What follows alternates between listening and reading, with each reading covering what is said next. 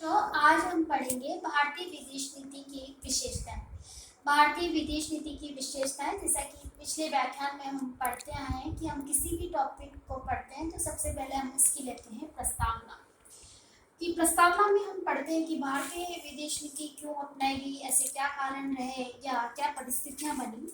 तो स्वतंत्रता के पूर्व विदेश नीति के क्षेत्र में इंग्लैंड ही भारत का भाग्य विधाता था। प्रथम विश्व युद्ध में अंग्रेजों ने भारत के मानवीय एवं भौतिक संसाधन निर्दयता पूर्वक झोंक दिए थे। स्वतंत्रता सेनानियों का एक तबका अंग्रेजों के युद्ध प्रयासों में सहायक था। प्रथम विश्व युद्ध के भयानक परिणाम भारत को भी भोगने पड़े। इसके अनेक दुष्प्रभाव भारतीय राजनीति, समाज, अर्थव्यवस्था एवं विदेश नीति पर दिखाई दिए। इसके कुछ अच्छे प्रभाव भी रहे। सबसे लाभकारी प्रभाव इन अर्थों में रहा कि भारत आधुनिक विश्व समुदाय का हिस्सा बन गया।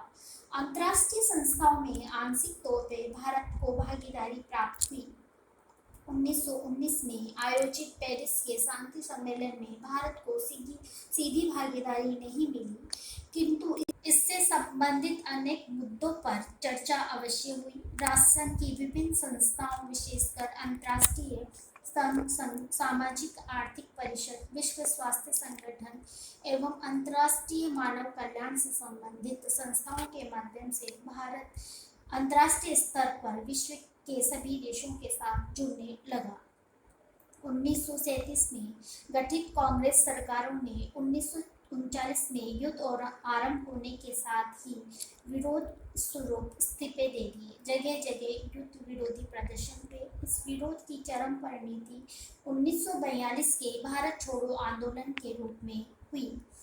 गांधी जी ने करो या मरो का नारा दिया। उच्च कांग्रेस नेतृत्व के सदस्यों की गिरफ्तारी के कारण 1942 का आंदोलन एक हिंसक क्रांति का रूप धारण हो गया। इस समय भारत की आम जनता अंतर्राष्ट्रीय विषयों में विशेष रुचि लेने लगी। ये बात भली भांति समझ में आ चुकी थी। भारत की आज़ादी में अंतर्राष्ट्रीय तत्वों का महत्वपूर्ण योगदान रहेगा। 1945 में द्वितीय विश्व युद्ध की समाप्ति के साथ ही भारत की आज़ादी की प्रक्रिया तीव्र हुई। जैसे मैं आपको यहाँ बताने चाहूँगी कि प्रथम विश्व युद्ध की जो हुआ उसकी समाप्ति के बाद विश्व में शांति बनाए रखने के लिए राष्ट्र संघ की स्थापना हुई और द्वितीय विश्व युद्ध के बाद विश्व में शांति कायम करने के लिए संयुक्त राष्ट्र संघ की स्थापना हुई। यहाँ से ही भारत की विदेश नीति की मजबूत नींव पड़ गई थी। 1947 में स्वतंत्रता के बाद ही भारत की स्वतंत्र विदेश नीति आरंभ हुई। कांग्रेस, जो भारत की आज़ादी का अग्रणी संगठन था, उसे भारत सरकार का पर्याय माना जा रहा था। इस संबंध में विपिन चंद्र लिखते हैं कि स्वतंत्र विदेश नीति पर चलने का प्रयत्न 1947 के बाद की भारतीय राजनीति की विशेषता थी। ये लंबे इतिहास और हाल की घटनाओं की परिणति थी। इसमें निरंतरता और एक जैसी विचार प्रक्रिया पाई जाती है। विश्व परिस्थितियों में क्रांतिकारी परिवर्तनों के उपरांत आज़ादी के संघर्ष और आज़ादी के प्रारंभिक वर्षों में विकसित विशेषताएं बाद तक बनी रही। कहने का तात्पर्य है कि भारत की विदेश नीति 1947 के पूर्व ही आरंभ हो गई थी, अथवा स्वतंत्र भारत की विदेश नीति के लिए स्वतंत्रता के पूर्व में रखी जा चुकी थी। भारत की दास्तां अंतर्राष्ट्रीय उपनिवेशवादी व्यवस्था का परिणाम थी। भारत के प्रथम प्रधानमंत्री जवाहरलाल नेहरू को भारतीय विदेश नीति का चेहरा माना जाता है। उनकी अंतर्राष्ट्रीय क्षेत्र में ये समझ साफ थी कि भारत के पास प्राचीन और महान सभ्यता की विरासत है एवं अपनी महान सभ्यता के कारण वे अपनी बात निर्भरतापूर्वक अंतर्राष्ट्रीय जगत के समक्ष रख सकता है। यदि अंतर्राष्ट्रीय स्तर पर भारतीय आज़ादी के लिए आवाज़ नहीं उठा गई तो आज़ादी संभव नहीं थी। दुनिया के शोषित और उत्पीड़ित देशों के साथ मित्रता पूर्व व्यवहार भारत की ऐतिहासिक आवश्यकता बन गई थी। 1947 के पश्चात भारतीय विदेश नीति किसी भी प्रकार के दबाव से मुक्त होकर स्वतंत्र अस्तित्व कायम करके आगे बढ़ी। जो अंतर्राष्ट्रीय मूल्य व प्रतिबद्धताएं स्वतंत्रता के पूर्व विकसित हुए थे उन्हें साकार रूप प्रदान किया जा सके। तो यहाँ हमने पढ़ा इसकी प्रस्तावना कि ऐसी क्या परिस्थितियाँ रही, ऐसे क्या कारण है कि भारतीय विदेश नीति, भारत को अपनी विदेश नीति अपनाई और उसमें इसके पीछे स्वतंत्रता का एक पूरा इतिहास रहा है। अब यहाँ हम पढ़ेंगे भारतीय विदेश नीति की क्या विशेषता है। किसी भी देश की भी जो विदेश नीति है उसकी एक विशेषता होती है, तो हमारे यहाँ जो विदेश नीति है उसकी क्या विशेषता रही, तो इसके बारे में हम पढ़ते हैं कि सबसे पहले जो इसकी विशेषता थी वो थी गुटनिरपेक्षता। क्या थी? गुटनिरपेक्षता या असंलग्नता। ये एक ही शब्द है और इसका जो अर्थ है वो भी एक है। भारतीय गुटनिरपेक्षता या गुटनिरपेक्षता की नीति जिसका जनक या जन्मदाता हम नेहरू जी को कहें तो कोई अद्भुत शक्ति नहीं होगी। द्वितीय विश्व युद्ध के पश्चात विश्व दो विरोधी गुटों में विभाजित था। मैं यहाँ पर ये जो इसकी विशेषता है उसको, जो पहले मैंने यहाँ पर बोला आपको कि गुट निरपेक्षता, तो गुट निरपेक्षता यानी किसी भी गुट में सापेक्ष रूप से सम्मिलित ना होकर दो गुटों के बीच निरपेक्ष रहना, यानी दो गुटों के बीच चुप रहना। यहाँ पे मैं आपको एक सर्किल से समझाना चाहूँगी कि जब द्वितीय विश्व युद्ध समाप्त हो गया, द्वितीय विश्व युद्ध जो हुआ था वो 1939 से 1945 तक चला। ठीक है, इस दौरान दो विश्व है वो दो विरोधी गुटों में बढ़ चुका था। एक की जो बागडोर थी वो थी अमेरिका के हाथ और दूसरे की बागडोर थी वो थी सोवियत रूस के।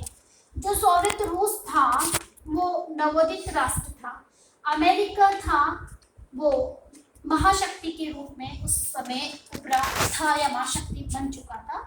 अब यहाँ पर दो विरोधी विचारधारा हैं। अमेरिका चाहता है कि जितने भी उपनिवेश है वो मेरे यहाँ सम्मिलित हो। रूस चाहता है कि जितने भी पिछड़े हुए राष्ट्र हैं या नवोदित राष्ट्र हैं वो मेरे यहाँ पर मेरे अंडर में नहीं। तो यहाँ पर आपको समझना है कि जब भारत ने विदेश नीति अपनाई या भारतीय विदेश नीति का प्रारंभ हुई तब विश्व दो गुटों में विभाजित था, एक अमेरिका और दूसरा सोवियत रूस। अब इन दो गुटों से दूर रह के जो हमने तीसरी नीति अपनाई वो थी गुट निरपेक्षता। क्या थी? गुट निरपेक्षता या असंलग्नता, कुछ भी कह दीजिए आप, गुट निरपेक्षता या असंलग्नता। ठीक है, तो यहाँ पर इन दो गुटों से दूर रहकर एक नीति भारत ने अपनाई, ये अपने आप में एक विशेषता है। क्यों अपनाई, इसके क्या कारण थे, या हम पढ़ते हैं कि विश्व युद्ध के पश्चात विश्व दो विरोधी गुटों में विभाजित हो गया। एक गुट का नेतृत्व अमेरिका व दूसरे गुट का नेतृत्व सोवियत रूस कर रहा था। ये गुटबंदी वैचारिक आधारों पर अस्तित्व में आई थी, जहां अमेरिका उपनिवेशवाद व नव उपनिवेशवाद, पूंजीवाद, यथास्थितिवाद एवं दकियानुसी इत्यादि का कट्टर विरोधी था। रूस एक नवोदित समाजवादी देश था जो संपूर्ण दुनिया में अपनी विचारधारा को फैलाने में लगा था। मोटे तौर पर पूंजीवाद व समाजवाद के समर्थकों के मध्य विश्व का बंटवारा हो गया था।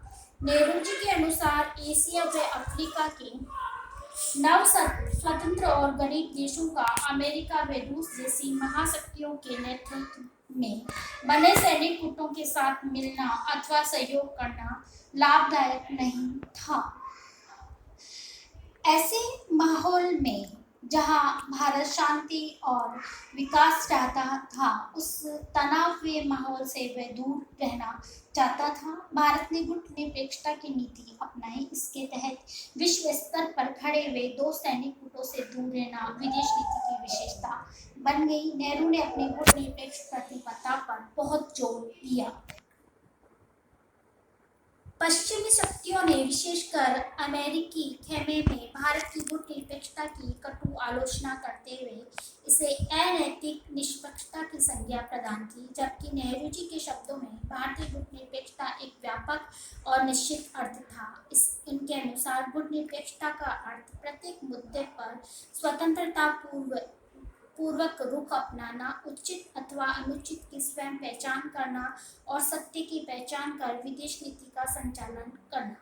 उन्होंने कहा था कि जहाँ तक फासिज्म, उपनिवेशवाद और रंग भेद की बुरी ताकतों या न्यूक्लियर बम और हमलों एवं दमन के प्रश्न हैं, हम जोरदार तरीकों से एवं बिना किसी दुविधा के उनके विरुद्ध हैं। हम शीत युद्ध और सैनिक गुटों से दूर रहते हुए एशिया और अफ्रीका के नए राष्ट्रों को शीत युद्ध की मशीन का पुर्जा बनने पर मजबूर करने का हम विरोध करते हैं। वैसे भी हम प्रत्येक उस चीज का विरोध करने के लिए स्वतंत्र हैं जिसे हम दुनिया अथवा अपने लिए गलत या नुकसानदायक समझते हैं, और जब कभी जरूरत पड़ती है तो हम इसे आज़ादी का उपयोग करते हैं। द्वितीय विश्व युद्ध के पश्चात संपूर्ण संसार दो विरोधी गुटों में बट गया। ये गुटबंदी द्वितीय विश्व युद्ध के दौरान ही अस्तित्व में आ चुकी। युद्ध समाप्ति के बाद दो गुटों के मध्य एक यहाँ पर जो तीसरा मुद्दा है वो है कि जहाँ हमने पढ़ा कि दो गुटों के बीच, दो गुटों के बाद यहाँ पर जो शुरू होता है वो है शीत युद्ध। क्या शुरू होता है? शीत युद्ध, जिसे कोल्ड वॉर भी कहा है। क्या कहा है? Cold war. यहाँ पर हम पढ़ेंगे कि शीत युद्ध क्या है।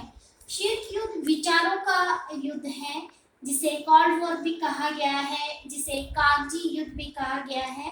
ये एक ऐसा युद्ध था जो बिना अस्त्र शस्त्रों से लड़ा गया था और इसे शब्दों का युद्ध कहा गया है। इसमें एक देश दूसरे देश पर शब्दों से वार करता है, जिसके कारण तनावपूर्ण माहौल होता है।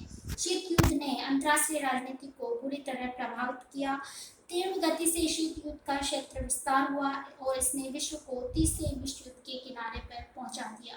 द्वितीय विश्व युद्ध के दौरान अमेरिका द्वारा जापान के हिरोशिमा और नागासाकी पर परमाणु बम गिराकर बर्बाद कर दिया। युद्ध प्रांत और अधिक भयानक व खतरनाक आयुध सामग्री और हथियारों का निर्माण होने लगा। सैनिक तैयारियां और भी तीव्र हो गई। सैनिक विस्तार की प्रवृत्ति बल पकड़ने लगी। ऐसे लगने लगा कि युद्ध निकट भविष्य में अवश्यंभावी है। ऐसे वातावरण में भारत का स्वतंत्र देश के रूप में जन्म हुआ था। यदि नवजात शिशु के सामने नव स्वतंत्र भारत इस सैनिक प्रतिस्पर्धा में सम्मिलित होता तो वे उसके लिए विनाशकारी सिद्ध होता। किंतु स्वतंत्र भारत के लिए ये एक विकट समस्या थी कि ऐसी अंतर्राष्ट्रीय परिस्थितियों में वे क्या करें। इस दिशा में दो विकल्प थे। प्रथम तो किसी गुट में सम्मिलित होकर अंतर्राष्ट्रीय संघर्ष के विस्तार में अपना योगदान दे और मानवता व समाज विरोधी क्रियाकलापों में संलग्न हो जाए। दूसरा दूसरा इसका विकल्प था वह था कि वे गुटबंदी से पृथक रहकर दो विरोधी गुटों में एकता कायम करने का प्रयास करें।